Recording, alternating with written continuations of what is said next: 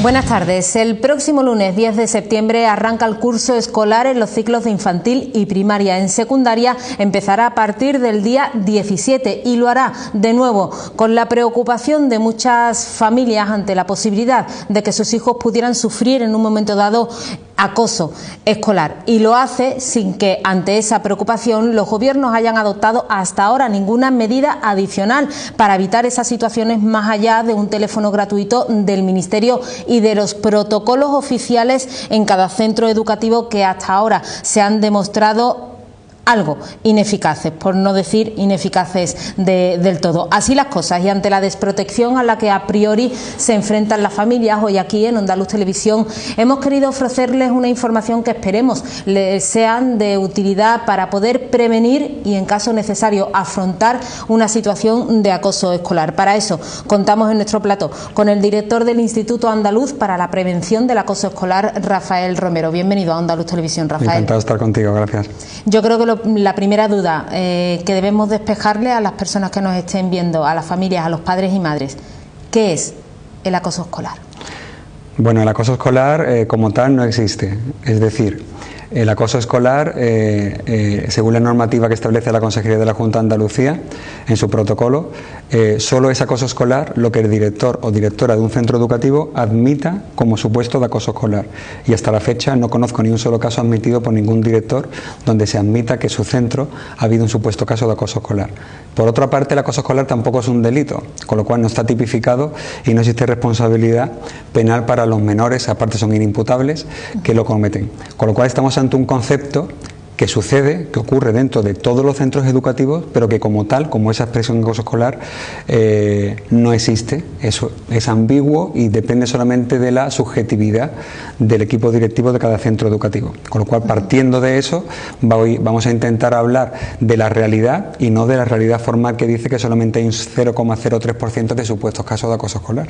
Eso te iba a decir, porque buscando datos oficiales del Observatorio Andaluz para la Convivencia, ahí simplemente se nos dice, bueno, no he sido yo capaz, no sé si los docentes con sus claves y todas estas cuestiones pueden acceder, no he sido capaz de acceder a un informe más amplio, más allá de 5 líneas en las que se nos dice que el 98% del alumnado andaluz no comete faltas que afecten gravemente a la convivencia en las aulas de los centros públicos andaluces. Sin embargo, si nos vamos a otras consultas de informes de fundaciones y asociaciones que trabajan, por ejemplo, con la población infantil, se nos llega a hablar hasta de un 30% de acoso constatado en las aulas andaluzas. No sé si el Instituto Andaluz de Prevención maneja otro tipo de datos y de cifras. Yo siempre digo que mi asociación tiene muy mala suerte, porque si solamente hay un 0,03% de supuestos casos de acoso escolar y yo atiendo semanalmente a 30 o 40 niños, yo creo que o tengo muy mala suerte o ese 0,03% lo tengo yo.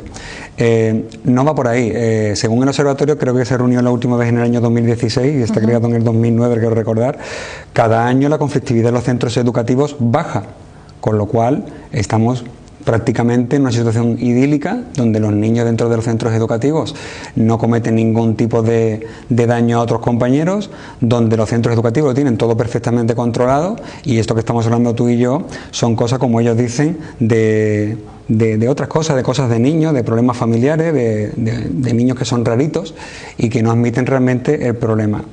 Bueno, quienes tenemos niños en edad escolar y en centros públicos, aunque bueno, estas situaciones se pueden producir también en los centros concertados y de hecho se producen y en los centros privados. Tampoco hay que ponerle la tacha negativa solo al sistema público, ni mucho menos. Quienes tenemos nuestros niños en edad escolar sabemos, porque ellos lo cuentan, que se dan situaciones a diario.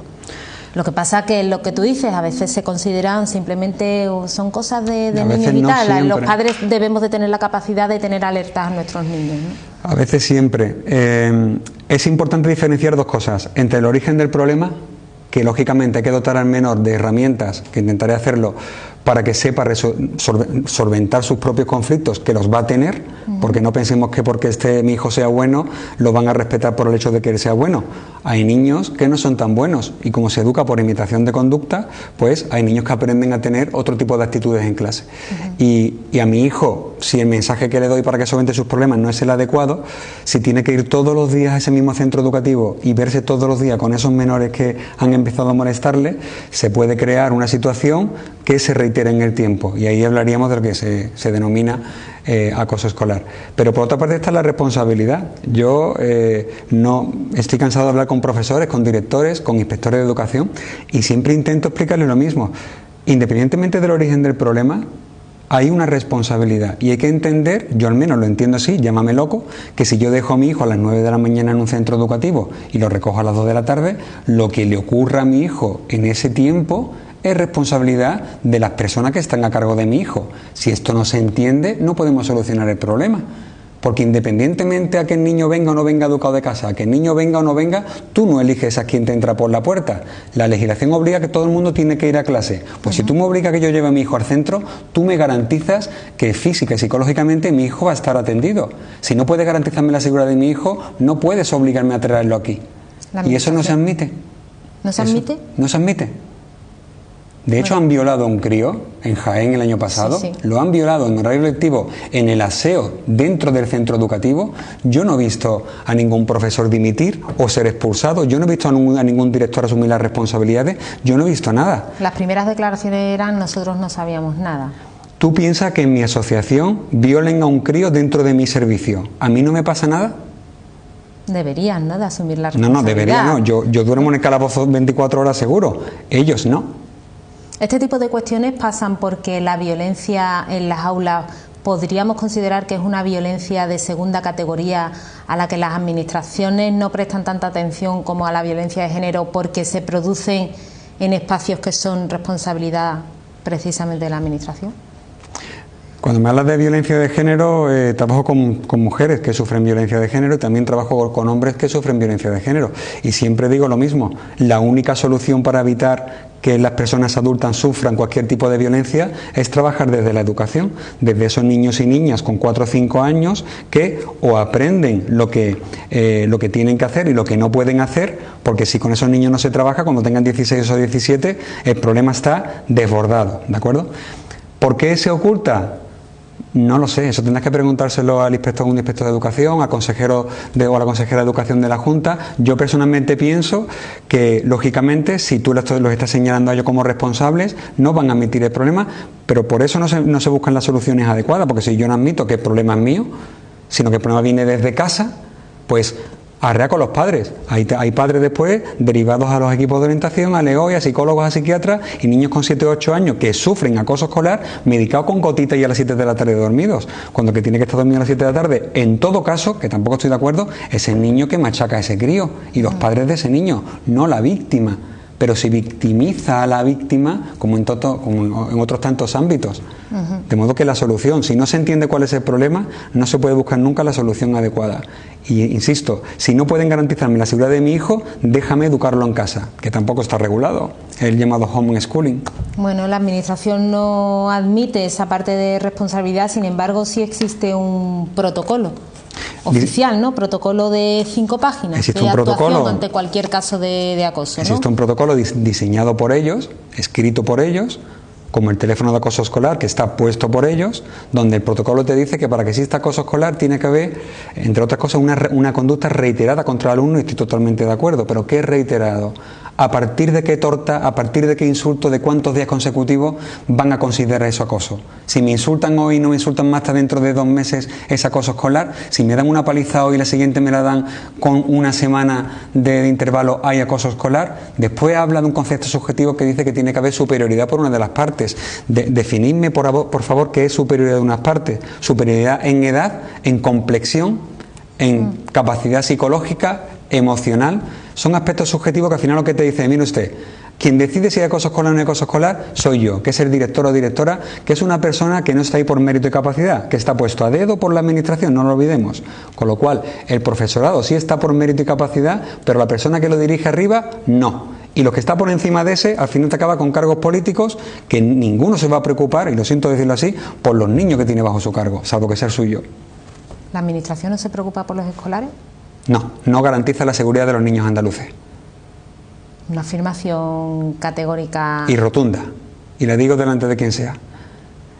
Niños que se intentan suicidar, que se intentan matar, y tengo más de 20 cartas de intento de suicidio guardadas en un armario, la administración se ha olvidado de ellos. Con lo cual, con un solo caso, sería para decirte yo esta afirmación, pues tengo más de 20. Me reafirmo, la administración no garantiza la seguridad de los niños andaluces en la escuela, ni pública, ni privada, ni concertada.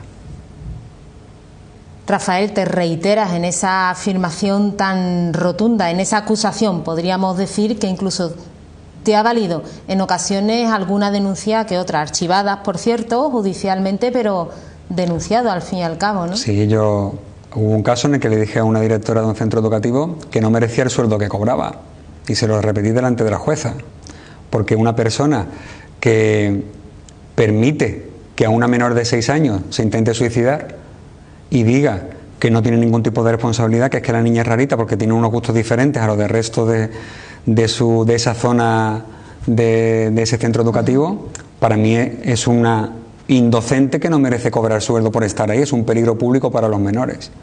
Me costó una denuncia, está archivada, y lo seguiré diciendo. Me denuncian a mí en vez de denunciar a las familias de los críos que machacan a otros.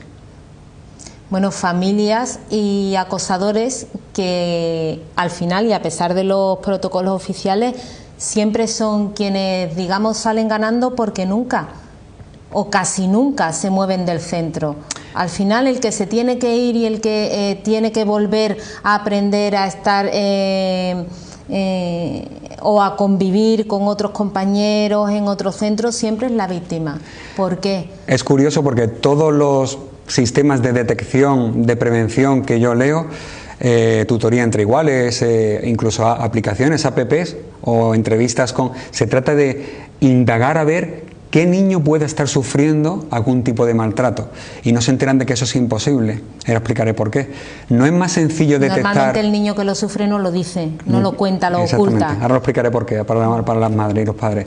Pero es interesante saber cómo en una clase de 25 me tengo yo que esforzar en saber quién lo está pasando mal o quién se va a intentar suicidar, cuando sé perfectamente quién es el niño y la niña que está dando por saco al resto de la clase. Porque si tú le preguntas a tu hijo quién es el niño que tiene ese tipo de actitudes, todos los niños saben quiénes son, y todos los profesores deberían saber quiénes son, sino que se metan detrás de la ventanilla de un ayuntamiento, porque no sirven para esto.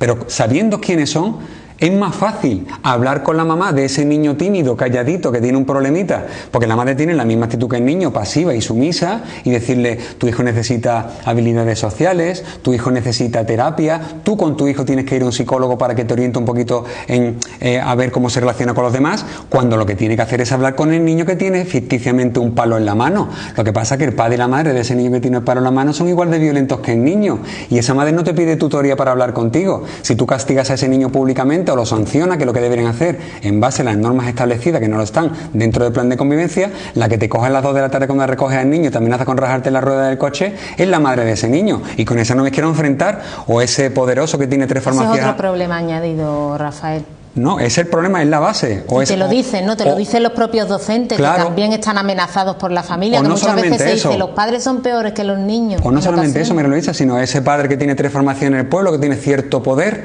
un estatus diferente, contra ese no me enfrento yo, pues conoce a mucha gente relacionada, y al final, ¿quién paga el pato? El pobrecito. Estamos divididos todavía en estamentos, eso es así. Bueno, pues si en el centro, según Rafael Romero, el director del Instituto Andaluz de Prevención contra el Acoso Escolar, desde la administración y en los centros no se hace nada por proteger a las víctimas del acoso, por miedo, dice Rafael, ¿qué podemos hacer los padres? Que para eso hemos venido hoy, para darle instrumento a las familias, primero para prevenir, y segundo, pues llegado el caso, saber afrontarlo. ¿Cómo hacemos, no? Bien. ¿Cómo prevenimos? La prevención empieza desde antes de tener al niño. Tienes que hablar con tu pareja y ponerte de acuerdo en cómo vais a educar al niño. Estás muy enamorado de él, vas a clases preparto. Lo fías largo, También estaría bien que nos pusiésemos de acuerdo en cómo lo vamos a educar. ¿Por qué te digo esto? Porque pensamos que mi hijo nace en Disney, ¿vale? Y todo va a ser maravilloso. Mi hijo es bueno porque yo soy bueno y mi pareja es buena, con lo cual los van a respetar. Y no es así. Entonces el niño entra en la guardería y va a tener sus conflictos, le van a quitar juguetes, va a tener sus problemas. Y ahí viene lo primero. ¿Qué herramientas le doy yo para cuando tenga ese primer conflicto? Para cuando lo insulten, para cuando le quiten el juguete o para cuando le dan una torta. ¿Qué hago? Lo normal y lo que se nos ha dicho siempre, o al menos yo digo la educación, ¿no? La antigua usanza. Yo creo que hay una amplia parte de la población que lo que siempre hemos escuchado es tú, ante cualquier insulto o tal, tú no eches cuenta. ¿Tú estás gorda? No, pues no eches cuenta. ¿No? ¿Tú eres tonto? Pues no le eches cuenta. Eso me puede servir si yo voy un día caminando por Italia, estoy visitando los monumentos y me dice alguien tal, yo lo voy a ver más a ese tío porque no me compensa ni siquiera responder, le tiro para adelante y ya está. Pero insisto, si voy a un sitio donde todos los días me voy a encontrar con esa persona, hay que saber responder, porque yo no analizo a quién lo sufre, analizo al que agrede, y los que agreden tienen una característica en común, sean menores de edad o adultos, son cobardes y buscan siempre víctimas fáciles, porque ellos no, lo que pueden tener sus complejos, pueden tener sus complejos de inferioridad, etcétera. Lo que busca es una persona que si yo le digo algo no me vaya a responder. ¿A quién busco? A quien aparentemente por y esto es lo importante, actitud con C, pueda yo pensar que es un blanco fácil. Entonces un día te tanteo, voy andando por el pasillo y si yo voy viendo un crío o una cría con los hombros hacia abajo, arrastrando los pies, con una actitud sumisa, que puede ser que esté cansado y que ese día tenga un mal día, pero si yo lo veo así, pues puedo pensar que ese crío no me va a responder. Lo tanteo, le meto un día un golpe en el hombro por el pasillo, me mira, le insulto y como ese niño no le ha dicho el padre y la madre lo que tiene que hacer, ¿qué hace? Sonríe. Como le ha dicho, no eches cuenta, ¿no? No eches cuenta, cuéntaselo al profesor. Entonces un día sonríe. Se lo cuenta al profesor y los profesores, normalmente hay excepciones y las conozco algunas de ellas, no saben resolver el problema. Pediros perdón, cada uno a su lado, los castiga a los dos. Ese crío que ve que no le soluciona el problema, que pone en práctica esas dos herramientas, no eches cuenta y cuentas al profesor, nadie se lo soluciona, acaba entendiendo que el problema no es la herramienta, porque todo el mundo en teoría hace lo mismo que yo, sino el problema soy yo que no sé ponerla en práctica. Indefensión aprendida, soy una mierda, no valgo ni para defenderme, con lo cual me ha tocado vivir esto a mí como le podía haber tocado a otro. Me callo porque no quiero ser un problema para mis padres. Aparte, en casa hay una cosa muy importante, para que haya la única forma de detección precoz, la única, no es esperar que el niño se mee en la cama y yo vea el signo fisiológico de la somatización, sino es que el niño te lo cuente. ¿Cómo hago que me lo cuente? Sin preguntarle, sino por ejemplo cenando sin televisión, que haya un momento al día. Espérate un segundo, Rafael. Antes de llegar a eso, antes de llegar a que el niño al final haya sido una víctima y un blanco fácil. No, si estoy en el primer insulto, no he llegado a... Démosle la vuelta. Venga. En vez de no echar cuenta, ¿qué tendría que hacer? En vez de echar cuenta y decírselo al profesor, ¿cuál tendría que ser una actitud según... Si te insultan, tienes que responder al insulto, no con otro insulto, porque eso se convertiría en un partido de tenis de insultos y al final la agresividad iría más y acabaríamos en tortas, ¿vale? Pero tengo que dejarle claro a esa persona que a mí no me gusta que me insulten. De modo que tienen que aprender, trabajando desde la prevención, a tener una actitud corporal correcta, a mirar a la cara y a saber gritar fuerte. Pero esto ¿cómo se hace? Tú hablabas antes de la guardería, con 2 años. En casa, con se hace en casa, ¿cómo? Enseñando a andar a la madre y al padre. Porque si la niña anda así, es porque la madre y el padre andan mal. Hay que corregir la postura corporal. Y las niñas... Lo digo muchas veces en los cursos, a las niñas les salen 2 bultos que se llaman pechos. Y cuando salen los pechos, las niñas normalmente, muchas de ellas, los ocultan y echan el pecho hacia abajo. Ya tengo la postura de sumisión. Ya estoy transmitiendo inseguridad y pasividad. Trabajando desde fuera, a mí me digo cómo es el niño, que le gusta el ajedrez y las muñecas o lo que sea. Eso sí, si le gusta la muñeca, que el padre no le compre la que pasó entre el Sevilla del Betis, sino que admita que al niño le gustan con muñecas y que le deje jugar con muñecas. ¡Ay, la asertividad! Eso es más complicado. Tengo que trabajar desde fuera, independientemente a lo que el niño piense o a lo que el niño sienta. Y me pongo caretas. Yo siempre pongo un ejemplo. Si voy a un centro comercial a comprarme una ropa o lo que sea, los dependientes y las dependientes que me atienden pueden tener un mal día en casa. Pero a mí, si tienen un mal día, no me dice, ¿qué quiere? ¿Qué quiere comprarte? No, pues se ponen la careta, te sonríen y te dicen, ¿en qué puedo atenderle? Y tal. El niño igual. Depende de dónde esté, tiene que ponerse una careta. Y si no conoce a la gente o no se siente a gusto en un sitio, tiene que transmitirlo con su actitud. No tiene que caerle bien a todo el mundo, es un error muy grave. Tú llévate bien con todo el mundo. Eso está muy mal, porque eso hay que hacerlo desde el ejemplo. Si tu vecina no te cae bien, no la saludes por la mañana, porque hay muchas madres que saludan a la vecina, hola, buenos días, pasa, es que no la aguanto, y te dice el niño, ¿por qué la saluda? Por educación. Y el niño por educación después se tiene que comer a todos los mierdas que lo están machacando en la clase. Con lo cual hay que trabajar desde la imitación de conducta, desde casa. Y tienen que leer... Pero desde el respeto siempre. Primero hacia él mismo. No, Rafael. Es importante el respeto primero hacia él mismo. Está muy bien el respeto hacia los demás, hacia los animales y hacia los gatitos. Primero hacia ti. Si no te respetas a ti, no debes respetar a los demás. Respétate a ti. Vas a tener 1 o 2 amigos en la vida, no vas a tener más. Y además un mensaje muy importante, no puedes caerle bien a todo el mundo. Es imposible caerle bien a todo el mundo. Si le caes bien a todo el mundo, con 50 años estás haciendo sesiones de Reiki y de terapia porque estás con la cabeza medio loca por no saber decir que no. Y ahora, primero me obliga mi madre a no decir que no. Y cuando tengo 50, 60 años, me apunto a curso para aprender a decir que no. Hay que decir que no desde chiquititos. Desde la guardería tienen que decir que no. Y si no quiero prestar un juguete, no lo presto porque no me da la gana, porque en ese momento lo tengo yo. Y no pueden obligarme a que lo preste, porque hay que compartir, María Luisa. ¿Tú quieres que te lo deje? Comparte. ¿Por qué? Si no me da la gana de dejarlo, ¿por qué tengo con qué compartirlo? Pero tampoco eso es radical también, ¿no? ¿Qué radical? Mira, te pongo un ejemplo muy sencillo. Tú hoy me quitas un juguete, ¿de acuerdo? Y ahora era mío. Yo se lo cuento a mi profesora, ¿vale? Y te dice a ti, así no se hacen las cosas, pídeselo por favor. Me lo devuelve, me lo pides por favor y tengo que devolvértelo. ¿Por qué? No es más sencillo esto. Yo tengo un juguete, tú me lo quitas, ¿vale? Y la profesora me lo devuelve porque es mío y yo no quiero dejarlo.